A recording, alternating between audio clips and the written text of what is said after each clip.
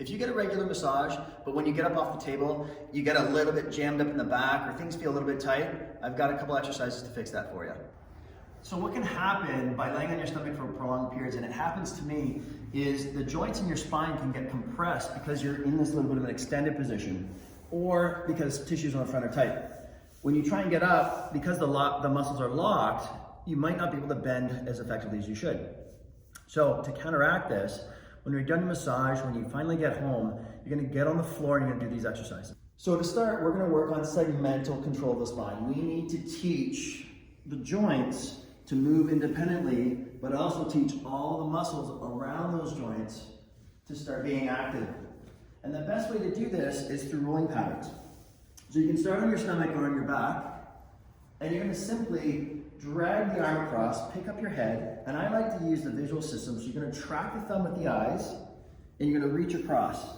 Now as babies, we do this to initiate transitions from tummy to back.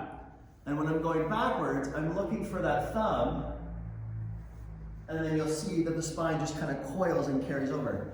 Now to do the bottom, we're gonna flex the leg up. If there's a little bit of tightness there, don't worry about that. You're gonna point the toes across and reach, and your upper body just flops across. To come across, you're gonna lift the leg. So now we're using extension from the lower body to reflexively lock up all the muscles deep in the spine to create this segmental control. Give that a shot, 5 repetitions on both sides, both flexion and extension, upper and lower. Next, we're gonna lock it in. Once we've established the segmental control of the spine and brought back its mobility, we're gonna lock it in through a little bit of compression. So we're gonna start with a dead bug. And to set this up is really important. We want to breathe in through the nose, exhale through pursed lips. Now the inner core, the transverse abdominis, only comes in at a reflex level through the diaphragm, through the exhalation. So at the end of the breath, you'll feel the belly button come in, the ribs come down, and then you can flatten your lower back. So then it's okay to do that. So you get that posterior pelvic tilt.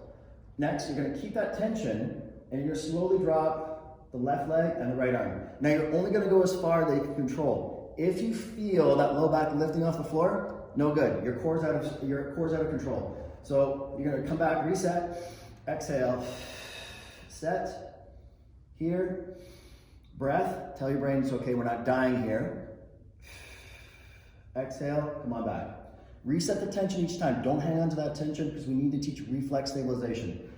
Go over to the other side, breath in, set the core, flatten the back, reach, breath, exhale, come on back.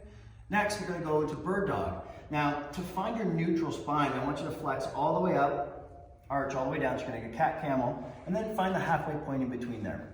Once you've set that, you're gonna set the core just like we did for the dead bug. Breath in, belly button up. Okay, make sure you don't round and change that spine position.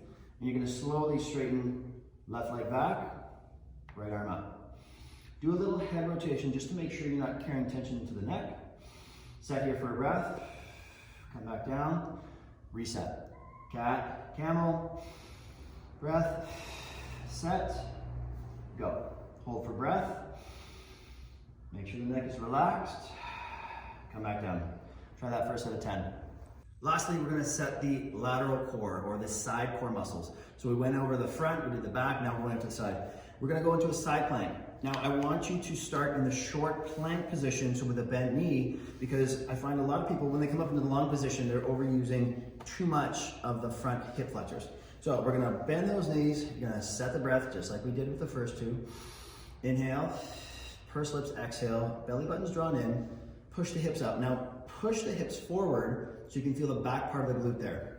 If you can't feel the back part of the glute, pivot those hips to find it, because if you can find it, you can feel it and you can fire it. We're locked in here. I got my lat working. I can feel the obliques. And I'm just gonna do a couple breaths up here. 2-3 breaths, usually good enough. Or you can stay up there and you can do a little bit of clams. This is just gonna activate some of the hip muscles. So you can stay up here for 10 clams, 2-3 breaths, come back down, reset, relax.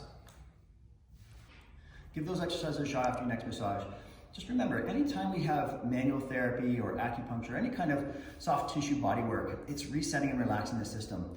And some of the tension we might be carrying might be protecting or stabilizing one part of the body.